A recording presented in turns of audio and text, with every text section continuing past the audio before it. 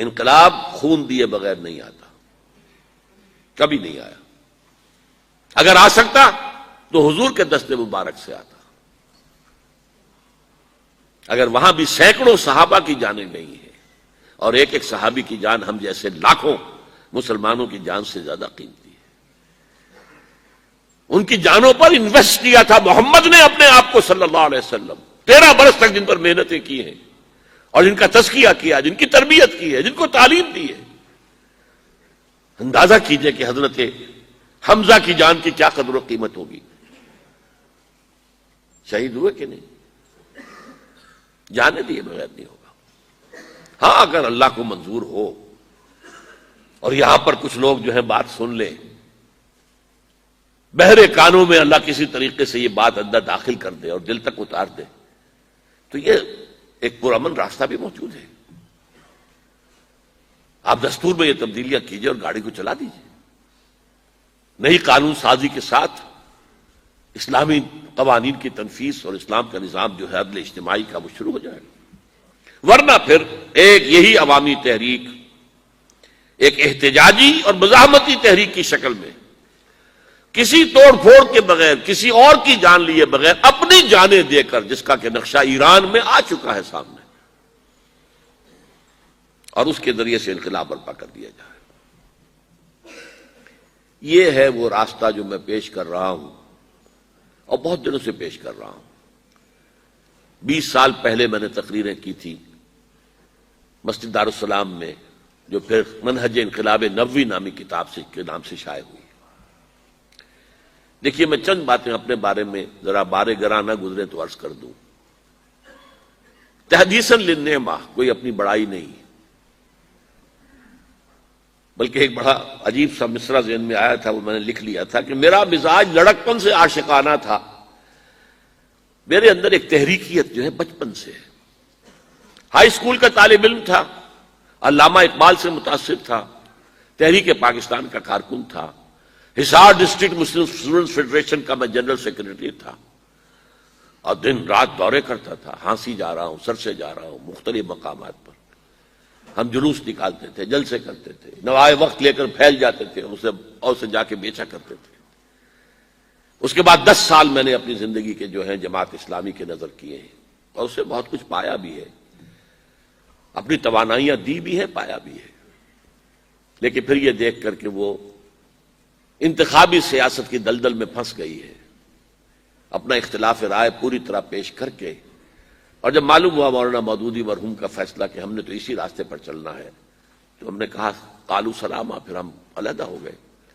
علیحدہ ہونے والے بڑے بڑے لوگ تھے، مولانا امین احسن اصلاحی، عبدالغفار حسن، عبدالرحیم اشرف، شیخ سلطان احمد، بڑے بڑے لوگ تھے۔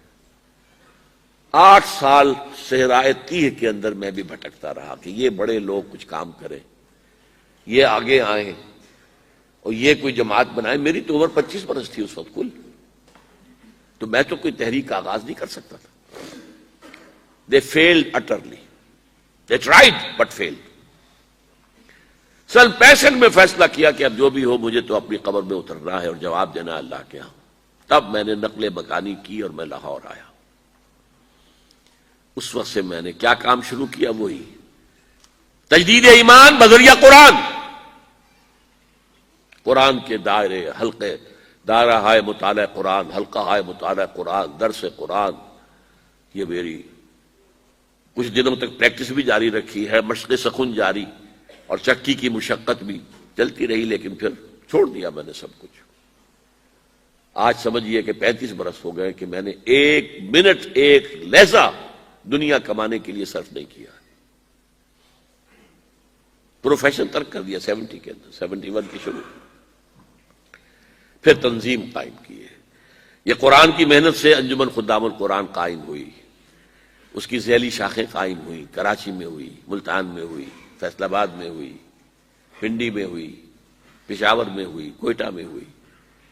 ان کے تحت قرآن اکیڈمیاں بنی، ہر جگہ نہیں، کچھ جگہوں پر ہمارے ہاں بنی، کراچی میں بنی، بڑی بنی قرآنی درسگاہیں، قرآنی 1 سالہ کورس، رمضان مبارک میں 6 گھنٹے کی تراویح کی نماز، دورہ ترجمہ قرآن کے ساتھ پہلے قرآن کا ترجمہ سنو 4 رکوعوں کا، پھر کھڑے ہو کر قاری صاحب سے سنو، پھر بیٹھ جاؤ، پھر 40 منٹ 50 منٹ، پھر اگلے 4 رکوع جو ہے ان کا مطالعہ کرو، پھر کھڑے ہو جاؤ۔ 6 گھنٹے لگے۔ بہرحال اس محنت کا نتیجہ جو ہے وہ میں نے بتایا آپ کو کہ 2 کام، ایک تجدید ایمان بذریعہ قرآن اور اصلاح اعمال۔ قرآن جب دل میں اترا ہے تو حرام چیزوں کو چھوڑا ہے، شرعی پردے نافذ کیے، گھروں کے اندر کیے۔ حرام چیزوں سے کتنے ہی ساتھی ہمارے بینک کی ملازمتیں چھوڑ کر اور آدھی تنخواہ پر جا کر کسی ملازمت پر گزارا شروع کیا ہے۔ کتنے ہی تھے جو کہ رشوت لیتے تھے اور ان کے گل چھرے تھے، اور اس کے بعد ان کے سوکھی روٹی ہو گئی، گوشت ان کے گھر میں آنا بند ہو گیا۔ یہ سب کچھ ہوا ہے، ہو رہا ہے، رفتار کم ہے لیکن ہو رہا ہے، یہ نہ سمجھی کہ ہے نہیں، ابھی نظر نہیں آ رہا ہے لیکن ہو رہا ہے۔ اس کے بعد تنظیم اسلامی قائم کی کہ بھائی اب اگر قرآن تو کہتا ہے قائم کرو دین کو، ہم نے اپنے رسول کو بھیجا ہے دین کے اظہار کے لیے، غلبے کے لیے، جہاد کرو اس کے لیے۔ سورہ صف میں بھی فوراً اس کے بعد جہاد، یا ایھا الذین آمنوا ھل ادلکم علی تجارۃ تنجیکم من عذاب علیم تؤمنون باللہ ورسولہ وتجاہدون فی سبیل اللہ باموالکم وانفسکم۔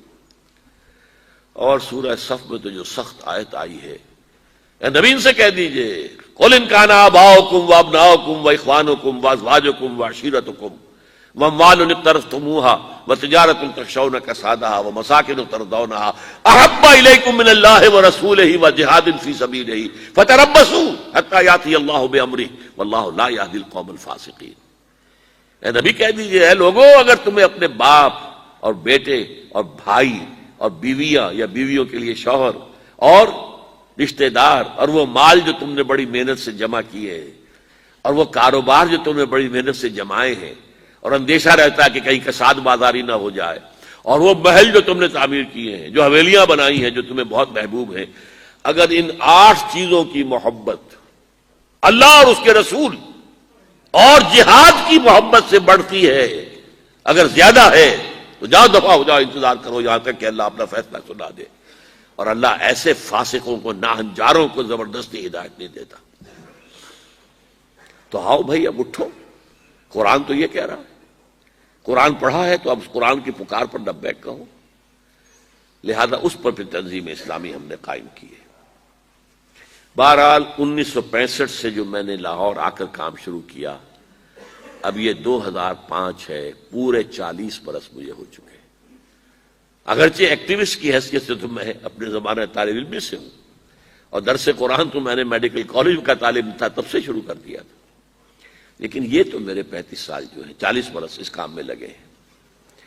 اب میں آپ سے تعاون مانگتا ہوں، من انصاری اللہ، بلکہ میں اس سے آگے بڑھ کر کہتا ہوں من انصارنا الی اللہ۔ اب چونکہ جماعت ہے، تنظیم ہے، اب میں اکیلا نہیں ہوں۔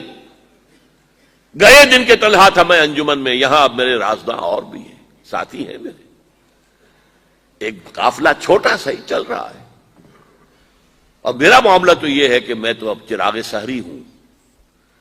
کبھی کبھی آج کل مجھے خیال آتا ہے یہ میں اتنا ایکٹیو ہو گیا ہوں، میں 33 دن کا انڈیا کا دورہ کر کے آیا ہوں، اور کم سے کم 30 دن تو روزانہ رات کو یہی نشستیں رہی ہیں، 2 گھنٹے تقریر، 1 گھنٹہ کوسچن آنسر، اور دن میں اس کے علاوہ پروگرام بے تحاشا۔ یہ میں نے کیسے برداشت کر لیے، کیسے جھیل لیے؟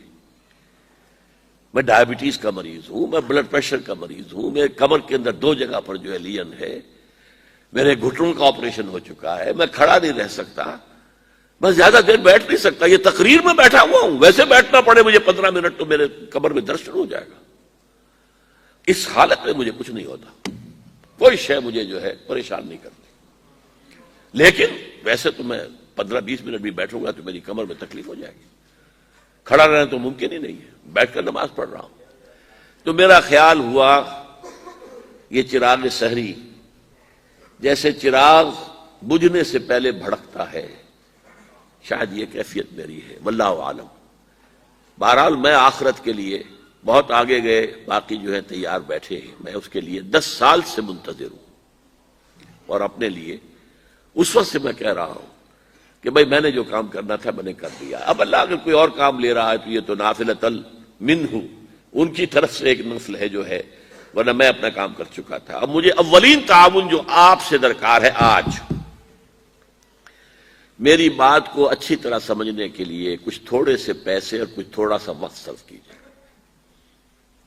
چند کتابوں کا مطالعہ کیجیے پوری طرح گہرائی کے ساتھ، اور نوٹ اس کے اوپر کیجیے. مجھ سے اختلاف ہو تو بیان کیجیے آ کر. منہج انقلاب نبوی، حضور نے انقلاب کیسے برپا کیا؟ اس لیے کہ یہ ہے وہ چیز.